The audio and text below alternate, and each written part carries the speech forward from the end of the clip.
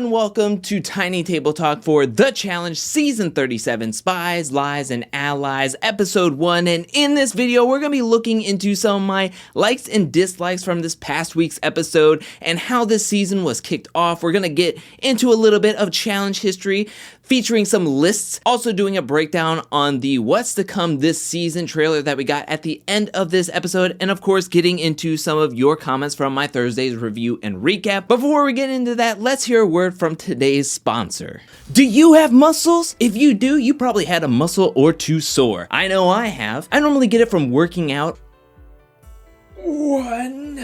or sitting at my computer for far too long. That's when I like to reach to the Charles Warren All Natural Sweet Ginger Vapor Rub. It is made with 6 all-natural oils and butters. And did I mention that the packaging is biodegradable? Another product I love to use is the Coconut Milk and Oats Body and Foot Powder. It's talc-free, baking soda-free, and cornstarch-free, all while keeping my feet sweat-free, and it smells like fresh coconut cake. And right now, if you go to charleswarrenpresents.com and use my promo code at checkout, you can get a discount. All the information and a link is down in the description below. Thank you so much to Charles Warren Presents for sponsoring this video, and now on to Tiny Table Talk.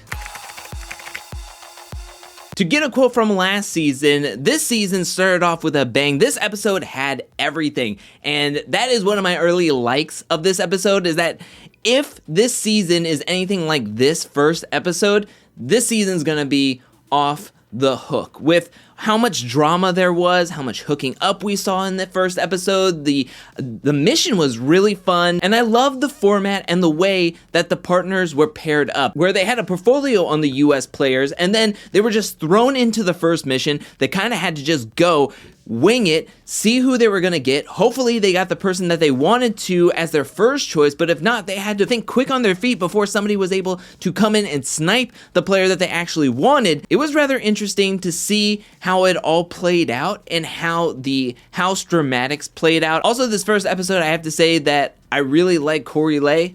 I think he did a fantastic job this episode. He showed his tenacity, he showed his heart, and he went into that elimination after feeling kind of blindsided. I mean, he was thrown in because of his partner, and you know what? He didn't skip a beat. He used that intensity, he used that passion and anger to win. Now, upon some of the things I liked in this episode, there are plenty of things that I felt I didn't like or I have a critique on. First of all, when are the Survivor US players ever gonna get just like a break? I think the past 2 seasons, they were thrown into the first eliminations. We have Total Madness. Jay was sent in 3 times that he was eligible to go into the elimination. And then last season, Natalie Anderson was thrown into the first elimination going up against Ashley in the fire escape. And now this season, we had Michaela and Michelle in the elimination going up against each other. But again, Michaela had a big target on her back after getting 2nd place and then hearing about the list. And speaking of possibly having lists, I really didn't like seeing Anissa going through Michaela's stuff. Like, that is a huge invasion of privacy. And whether she found a list or not, I mean, she was still going to be sent into the elimination. Just the possibility of having a list or thinking this hard about the game is going to get people nervous and be reason enough to send you into the elimination.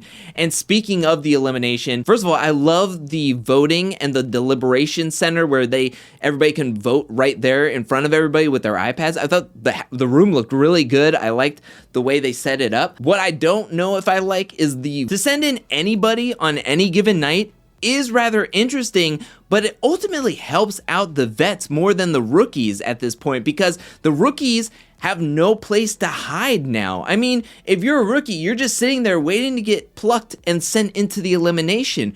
Even with a rookie vet team, the rookies don't seem like they're banding together, so now the vets are being able to rule the roost in a sense. So ultimately, the power will not shift unless, say, a rookie team like Kels and Tracy or somebody like that wins, and then they want to take a shot at 2 high-strung vets going into the elimination. I think the twist was fun. I just don't know how well it will be executed throughout the season. One thing I wasn't a fan of was how they handled the situation with Nam. I understand that this is a weird situation. It's kind of confusing. How are you going to explain to the audience that after the season started that they had to go into a second quarantine, then he tested positive and then had to leave the game? I just thought that it was just not handled well, where we saw him in the beginning and then nothing else until the very end when he was like oh yeah, guess what? Nam is just gone. So here's Ed. I just thought that was just really weird. Moving into the actual elimination, I'm kind of disappointed that this is mainly a solo game, right? I mean, the only time you're really paired up with anybody is during the missions. Once you're out of the missions, your social game and your political game is all on you. When you're voting, it's your vote and you only got one vote, so you're solo voting. And then if you're getting sent into the elimination, you might be sent in, but your partner gets to stay behind. So to me, it doesn't make sense when watching this elimination that they had to play in pairs together, where we have, yes, the team of Michaela and Renan, but then we have this mishmash team of Coriel and Michelle that are paired up together just because they were voted in by the agency. To me, I think it would have suited the twist and the season better if they were going solo, where the men were going up against the men and the women were going up against the women. That's just me. We're going to have to see how the rest of the season is going to play out. Also, I think it's interesting that they named it the agency, and seeing some of the other things that are happening in like the other trailers, I wonder if that the agency is going to be more people. I don't know if it's necessarily always going to be the top 2 players. Maybe there are going to be 2 to 3 teams working together in certain missions, and then that's who's going to be the quote-unquote agency. I think it's something interesting. I think they gave us a lot to chew on, and they gave us a lot in the theme and also the format of the season. Overall, I really enjoyed last night's episode. I think it has a lot. I think it has a lot going for it. I think there's a lot of potential. I think these rookies are fantastic. I think this is one of the best batch of rookies that we've had on the season to date, and I want to see a lot of them become regulars. Also, I'm kind of happy that there is no skull twist, but I think that if it was implemented this season, it could have been executed well. Do you wish that there was a skull twist on this season? Let me know that as well. But now let's get into some challenge history, or challenge List-ory. Now, I'm watching this week's episode and hearing about Michaela's list. There's 2 lists in challenge history that instantly popped into my brain. One that was successful and one that was not. And that is in Dirty 30 with Corey and his hit list, where he made it known that he wanted to take out all the vets. Corey, you got a hit list? Yeah. Who's on that hit list? I'm coming for those 2. I'm coming for Derek. And he let it be known to the whole house, which ultimately led to his downfall. Him and TYB, as they were gunned for over and over and over again, they were sent into the elimination against each other over and over again. And over to a list that actually worked out for a player happened in Free Agents Season 25, where we have Laurel, and Devin won the trivia challenge, and she came to Laurel basically coming to say, hey, I'm going to send you into the elimination. That's when Laurel decides to take out a piece of paper and a marker and put out her, what Devin calls an execution list. Laurel is making her execution list. And if Devin didn't say her name, then Devin would be so low on Laurel's list. And at this point, Devin is thinking, okay, what is the probability of me sending in Laurel and then her coming back? And it was pretty high. So in that one conversation and in that one list, Laurel was able to get the target off of her. Laurel then pulls a G move. And by G, I mean gangster. All right, let's get into the breakdown of the small What's to Come trailer for this season of the challenge that was at the end of this week's episode. And we're going to start off with Devin talking to Michelle saying this game is different. I feel like this is going to be when they're paired up together, and he's going to try to talk to her about how the challenge is much different than Survivor. Then we look to have Bettina sitting on like the couch outside, and she's like watching somebody walking back and forth. Maybe she's talking with Corey. Then we have Big T talking here saying, don't lie about something I have said. We've seen this in other trailers before where she is saying, I am not a pawn, or something to that effect. Then we get a shot here of Nany looking like she's very upset. Then we have Kels saying, I'm taking everyone's head off. I think something's going to happen. Somebody's going to want to blindside him. Maybe he's frustrated with Tori being taken away from him, and now he is a rookie team, and now there's a huge target on his back. Then we have Logan here. Looks like he's in the middle of a mission or about to run through something in the middle of a mission. Then we have Emmy in a hall brawl. So we definitely know that Emmy is going to be in a hall brawl. Then we're going to be moving into her opponent, and it looks like I can see that helmet saying Esther. Then we have the helicopter mission where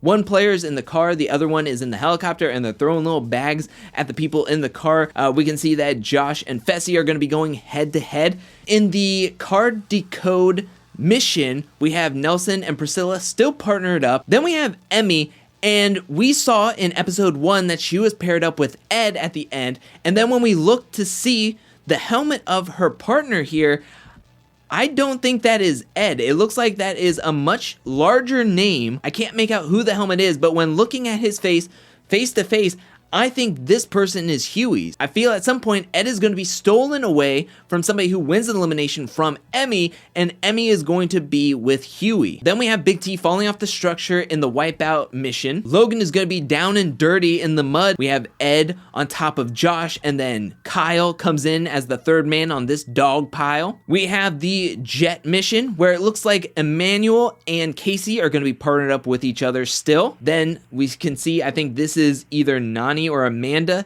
in the front seat of this cockpit. Then we have another water mission right here where it looks like there's going to be a ton of rope, and there's going to be a structure on the bottom, and they're going to have to unravel the rope. Maybe it's going to be like a underwater not so fast as Nelson pops up his head out of the water. We have Emmy crying, and she's being held by somebody in what looks to be the elimination, or the lair as it's called this season, and Corey's voiceover says, "Let the rookie self explode." Then we have this shot right here of CT purring at Tori, which I don't know what the context is, but wow. Logan looks very distraught. We have Berna here, who's talking to Nelson saying, "Why would you lie and play games with two women?" I think this is related to Nelson, who we saw getting very cuddly with Ashley. They have this friends with benefits happening outside of the house, and then in another screenshot from the super trailer, we saw Nelson making out with Berna, and then Ashley is getting upset, and now it looks like maybe the next morning he's going to be talking with Berna, and Berna's confused about what Nelson's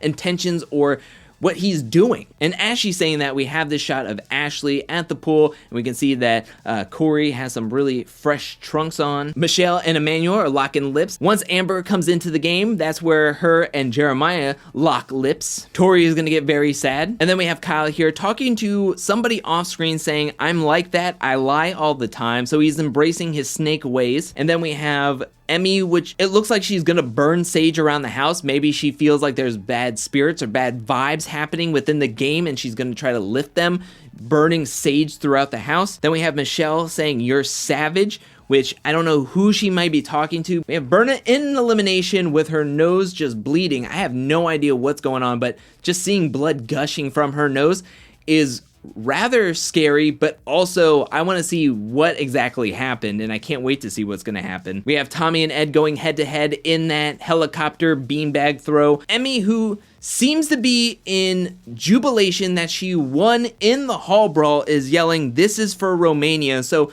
this leads me to believe that her and Esther went into the hall brawl, and Emmy was able to win against Esther. We have this long mission, which I think this is going to be like the mini final mission of the season, where we got like Smuggle Run in last season. We can see, I think Ashley is up at the front, and then Nelson is like gaining ground, and he is looking fast as ever. This looks to be like keep away, and Amanda just like takes down Nani by the back of her shirt. I can't tell who this person is, but it's somebody in elimination.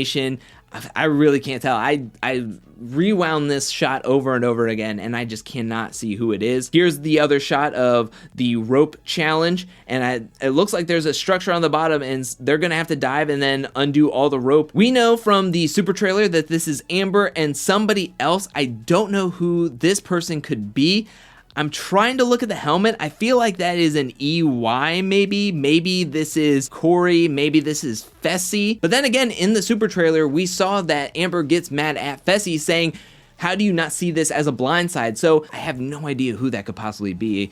I really do think I see a Y. Maybe it could be Corey. We see to have Kyle in a pole wrestle this season. We have the Spider-Man mission. Maybe there's a maze and you have to communicate to where your partner has to go while they're upside down, and you kind of have to like do something to like unhook yourself. And if you get yourself unhooked, you win. Here's the mission where you have to do like under the barbed wire, over the wall, to try to get your puzzle pieces and bring them back to your puzzle board and then put together a 3D tower puzzle. We have a swimming challenge, which I think this is Kyle, CT, and Ashley. I know it's very blurry. Here is the tunnel challenge. I can't tell who anybody is, but I want to think that that middle person may be Corey. Maybe Anissa is off to the right-hand side. And then one of the final shots is Devin saying best alliance ever. And I'm wondering if he's talking about the Big Brother alliance that he is a part of now, or if he's talking about the Vet alliance, or if there's a different alliance that is going to be forming in the middle ground of the season. But then we end off with the Challenge Spies, Lies, and Allies title card. If there's anything that I missed or something that you caught that I didn't, let me know that down in the comment section below. But now let's get to some of your comments and questions from my Thursday's review and recap.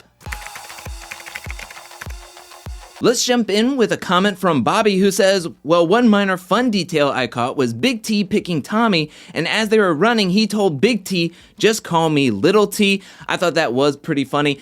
Also, he deserves to be called Little T because of the way that he just threw out that pinky promise that they did in the beginning of global activation. The next comment comes from 102 John, who says, I'm really not a fan of Gabo. Like, he seems cool. I just wish production would cast more competitors than people that solely want to have fun on the show. I think he was brought onto the cast because of his character on Warsaw Shore, and then the size of him, but he just does not seem to have that competitive drive. He just wants to be hanging out with pretty girls and get paid to do it. The next comment comes from Eric, who says, it would have been better if a vet replaced Nam, to be honest. Honestly, I was thinking the same thing, and everybody was like highly anticipated, and all of a sudden he comes out like doing the finger gun. I think everybody was just like, oh, okay. Even TJ was laughing, just being like Agent Ed, and he kept on saying it and laughing. Next up, we have Katie's Inferno, who says, I loved the voting format. I hope every deliberation is as entertaining as this first one. Praying. This was such a good deliberation. First of all, I love the designated area. I like all the iPads. I liked that the agency can actually sit in with the deliberation and the House deliberation. It makes a lot of sense. And I think because there are no skulls and people aren't just volunteering, it's a lot more spicy because everyone is just trying to save themselves. So I think this was a great first deliberation. I think this one deliberation had a lot more passion in it and a lot more drama in it than, say, all the deliberations in Double Agents combined. The next comment comes from Loved by You, who says, does Ed look like Pauly or am I tripping? Y'all can tell me if I'm tripping, but I see it like a lot. To me, you're not tripping because I definitely see what you're talking about, how he kind of looks like Pauly, especially if you go to Pauly's like Instagram when he had the long hair and he started bulking up. They almost look identical in my opinion. The next comment comes from Natalia, who says, Anissa reminds her of his grandmother. That I couldn't believe it. Like, I had to rewind it and listen to it again because I was like, did he just say? I know he said like it was because that Anissa's just so kind and always like looking out and asking how he is all the time. And so it's like that caring motherly feel, the grandmotherly feel and warmth. But my gosh, like, I know the editors put it in there because it was shady to be like, oh, she's been doing the game for so long. George Cruz comments, I've never watched a single episode of The Circle or even heard of it, but based off his energy and his entrance, something tells me I'm a like Ed. That was all over Twitter. Like, there was a lot of people that were like, Ed who? If anybody is interested in watching how Ed is, just like hanging around, you can see his season of The Circle on Netflix, at least on the US region one. He is way late into the season. He comes in way late. His brother is much more of a presence on the second season than he is on his own season, as he was paired up with his mother. The next comment comes from Nate Todd, who says, hope we get Renan and Michaela back. They both have a lot of potential. I completely agree. I liked their team dynamics. I like how they both were like, we need to go after the vets if we can get all the rookies together. It just is unfortunate what happened, that they are the first ones out. It has to happen to somebody, and it happened to them, unfortunately. I've been waiting for so long, as well as other fans have been waiting so long to see Michaela on the challenge, and this can't be a one and done. And possibly see Jay, Michelle, Michaela, and Natalie on the season together. That would be so awesome in my opinion. Next comment comes from Lucas, who says, #1 draft pick, Devin. I love how Devin is just like super excited and like gets a huge inflated ego for like being picked by Michelle, but I don't know if he was her first choice, as like he was like waving and like trying to get her attention when she was like, so I mean, he had to make eye contact, wave, make some sort of gesture to be like, hey, pick me, to make it seem like, oh, well, she picked me, she wants, like, you gestured, man. You were doing contact. You were trying to get her attention to pick you. I mean, if everybody was just standing in a lineup and you couldn't move or anything, I wonder if she would pick him again. And the final comment comes from TDI Noah, who says, I think CT was hiding because he wanted Big T back, and once he saw Berna, he probably got a little sad. I would have been overjoyed to get them back together. I'm sure CT is happy after talking with Berna. I think that there's like that, who are these people? I want to get a good partner. I don't know who anybody is type of thing. So maybe he was hiding back. Maybe he was hoping for Big T, because then they have that vet. They have that chemistry with each other, but it's still early on in the season. Maybe it can happen. Maybe we can see the dynamic duo of Big T and CT back together again on our TV screens. I'm going to be holding out hope, but that is it for the first Tiny Table Talk of The Challenge, Season 37, Spies, Lies, and Allies. What did you think about this episode? Let me know that in the comment section below. I know it's early, but what are some of your hopes and concerns on the season? Let me know that in the comment section below. But thank you so much for watching. While you're down there, hit that like and subscribe button. I'll be back really soon with more Challenge 37 content, more challenge content, more content in general. But until then, peace.